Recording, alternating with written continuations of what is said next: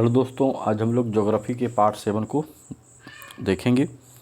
तो चलिए शुरू करते हैं। आज का पहला प्रश्न है, सारगैसो कहाँ अवस्थित है?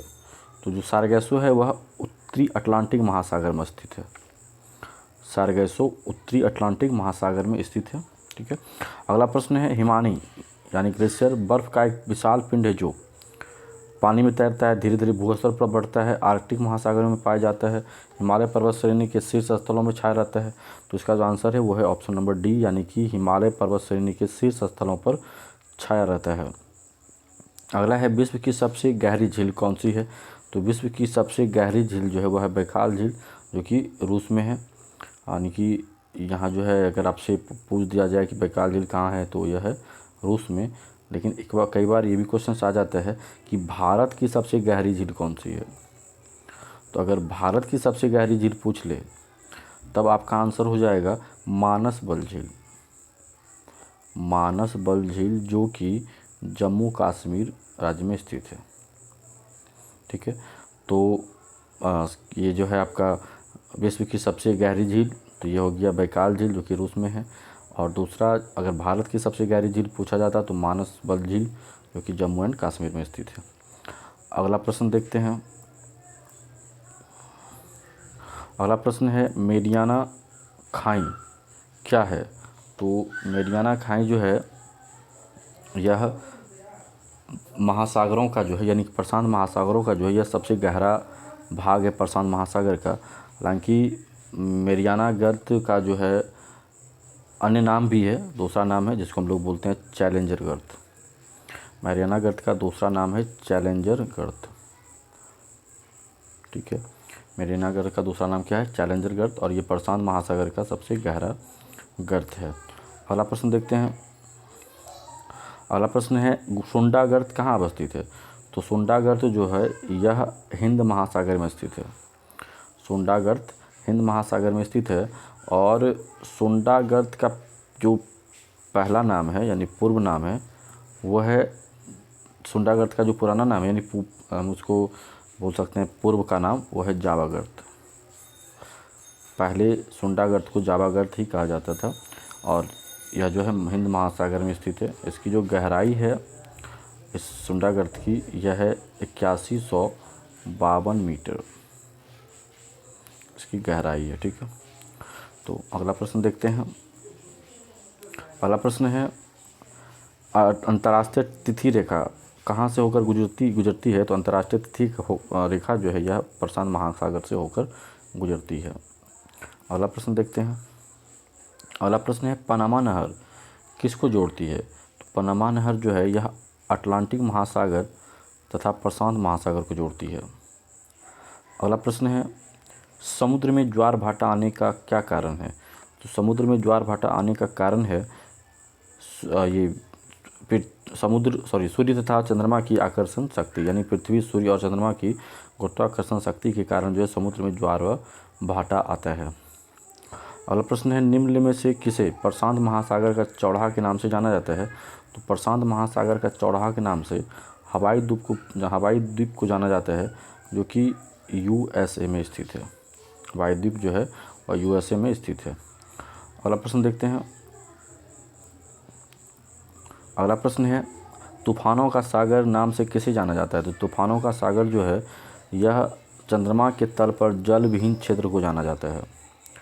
अगला प्रश्न है, सबसे लंबी नदी कौन सी? तो यह, अगर हम यहाँ पे थोड़ा सा ये है कि विश्व की सबसे लंबी नदी जो है, अगर आपसे पूछा जाता तो विश्व की सबसे लंबी नदी जो है, विश्व की सबसे लंबी नदी यह है नील नदी।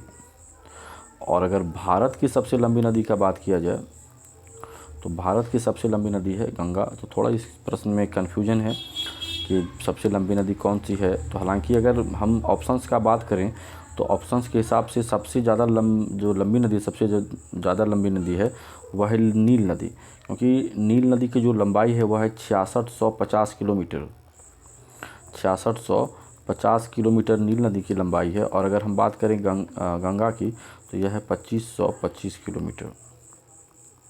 और रहा अमेजन की, तो यह जो है विश्व की सबसे चौड़ी नदी में जाना जाता है और लंबी नदी के अनुसार सबसे लंबी नदी जो है ऑप्शन के हिसाब से तो आपका आंसर सी होगा। ठीक है, तो अगला प्रश्न देखते हैं। अगला प्रश्न है विश्व की सबसे चौड़ी नदी कौन सी? तो विश्व की सबसे चौड़ी नदी है अमेजन। अगला प्रश्न देखते हैं। अगला प्रश्न है नियाग्रा प्रपात कहाँ स्थित है? तो नियाग्रा प्रपात जो है यह यूएसए में स्थित है, यानी संयुक्त राज्य अमेरिका में स्थित है। पेरिस किस नदी के किनारे स्थित है? तो पेरिस जो है यह सीन नदी के किनारे स्थित है। अगला प्रश्न है किस नदी को चीन का शोक यानी चीन का दुख कहा जाता है? तो वह है हुआंगो नदी, जिसे चीन का शोक या दुख कहा जाता है।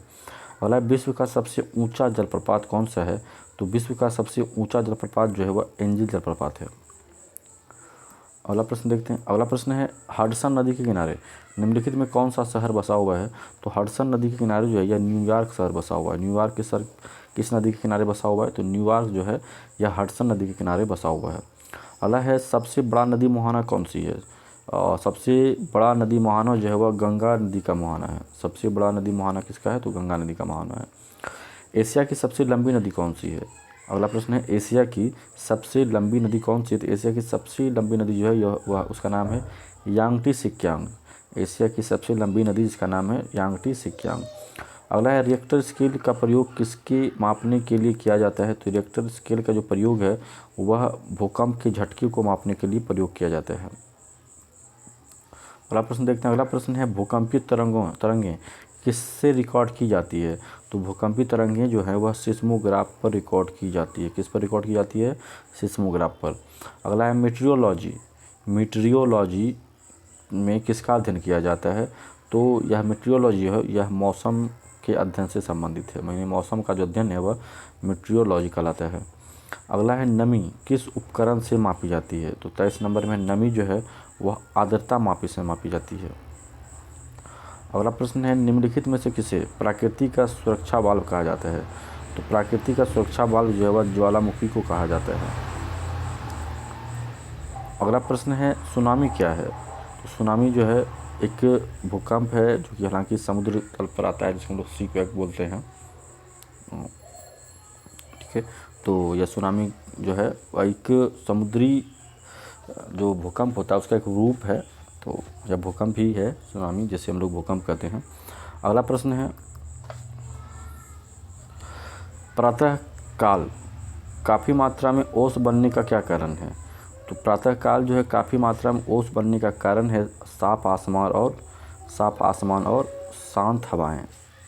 ठीक है, अगला प्रश्न देखते हैं दक्षिण अफ्रीका में किम्बरले किसके लिए प्रसिद्ध है? तो दक्षिण अफ्रीका में जो किम्बरले है वह हीरे की खान के लिए प्रसिद्ध है। अगला प्रश्न है पिग्मी जनजाति कहाँ से जुड़ी हुई है? तो पिग्मी जनजाति जो है वह अफ्रीका में पाया जाता है। ठीक है, तो इसका आंसर अफ्रीका होगा। अगला प्रश्न देखते हैं। अगला प्रश्न है मावरी जनजाति का निवास क्षेत्र कहाँ पाया जाता है?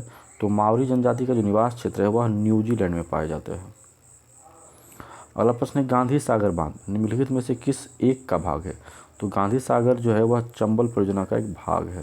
गांधी सागर क्या है? तो यह एक चंबल परियोजना का भाग है। अगला प्रश्न है सार्वजनिक सीमित कंपनी के स्वामित्व वाला भारत का सार्वजनिक विमानपत्तन निम्नलिखित में से कौन है? तो भारत का सार्वजनिक विमानपत्तन जो वह कोचीन विमानपत्तन है।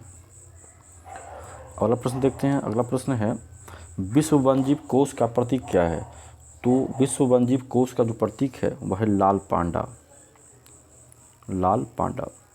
अगला प्रश्न निम्नलिखित देशों में से कौन सा एक यूरेनियम का प्रमुख उत्पादक है? तो यूरेनियम का प्रमुख उत्पादक देश जो है उसका नाम है कनाडा। अगला प्रश्न देखते हैं गुरु शिखर पर्वत चोटी कौन से राज्य में स्थित है? तो गुरु शिखर पर्वत चोटी जो है यह राजस्थान में स्थित है। इसका आंसर होगा राजस्थान। अगला प्रश्न है भारत के निम्नलिखित राज्यों में से किस एक का जनसंख्या घनत्व सबसे कम है? तो अरुणाचल प्रदेश का जो जनसंख्या घनत्व है वह सबसे कम है। अगला प्रश्न है सूर्य और पृथ्वी के बीच की औसत दूरी कितनी है? तो सूर्य और पृथ्वी के बीच की जो औसत दूरी है वह है 70 गुना 10 किलोमीटर। सूर्य और पृथ्वी के बीच की औसत दूरी 70 गुना 10 किलोमीटर। अगला प्रश्न देखते हैं। अगला प्रश्न है निम्नलिखित में से कौन सा एक जलडमरू मध्य अंतर्राष्ट्रीय तिथि रेखा के सर्वाधिक निकट है? तो अंतर्राष्ट्रीय तिथि रेखा के सर्वाधिक निकट जो है वह है बेरिंग जल संधि मध्य, यानी बेरिंग जल संधि। अगला प्रश्न है, निम्नलिखित में से किस एक में विश्व की बृहत्तम पशुधन समष्टि है? तो विश्व की सबसे बृहत्तम पशुधन समष्टि जो है, इसका आंसर होगा भारत। ठीक है। अगला प्रश्न है, भारत में कितने राज्य तटरेखा से लगे हुए हैं? तो भारत के 9 राज्य जो है वह तटरेखा से लगे हुए हैं। अगला प्रश्न है, जहाँ पूर्वी घाट और पश्चिमी घाट मिलते हैं वहाँ निम्नलिखित में से कौन सी पहाड़ियाँ अवस्थित है? तो पूर्वी घाट और पश्चिमी घाट के मिलन स्थल पर नीलगिरी की पहाड़ियाँ स्थित है। अगला है, तपोवन और विष्णुगढ़ जल विद्युत परियोजना कहाँ अवस्थित है? तो तपोवन और विष्णुगढ़ जल परियोजना जो है यह उत्तराखंड में स्थित है। अगला प्रश्न है, राजीव गांधी राष्ट्रीय उड़ान संस्थान यानी Rajiv Gandhi national flying institute किस राज्य में स्थापित किया जा रहा है या किया गया है? तो इसका जो आंसर है वह है महाराष्ट्र। अगला प्रश्न देखते हैं।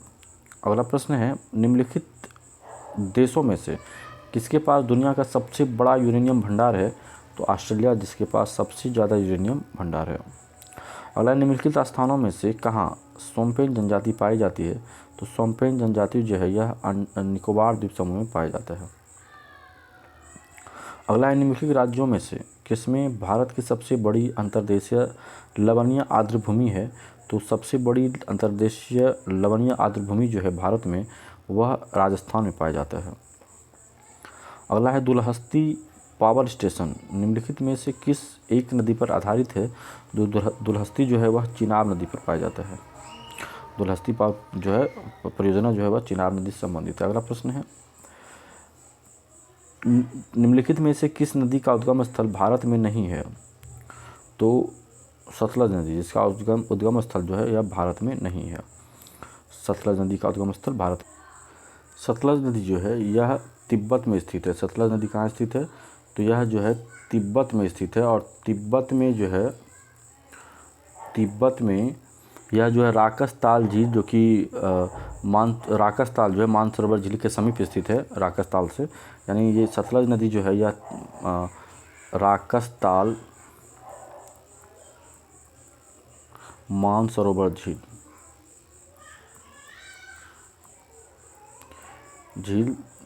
तिब्बत, वहाँ से यह निकलती है। सतलज नदी का जो उद्गम स्थल है वह है राकसताल मानसरोवर झील तिब्बत, और यह भारत में स्थित नहीं है। अगला प्रश्न देखते हैं। अगला प्रश्न है, एंटीसोल क्या है? तो एंटीसोल क्या है? तो एंटीसोल जो है यह एक जलोढ़ मिट्टी का नाम है। एंटीसोल क्या है? तो यह एक जलोढ़ मिट्टी है। अगला प्रश्न देखते हैं। अफ्रीका की कौन सी नदी मकर रेखा को 2 बार काटती है? तो अफ्रीका की लिम्पोपो नदी जो है वह मकर रेखा को 2 बार काटती है। अगला है, निम्नलिखित देशों में कौन सा देश खनिज तेल का निर्यातक एवं आयातक दोनों है?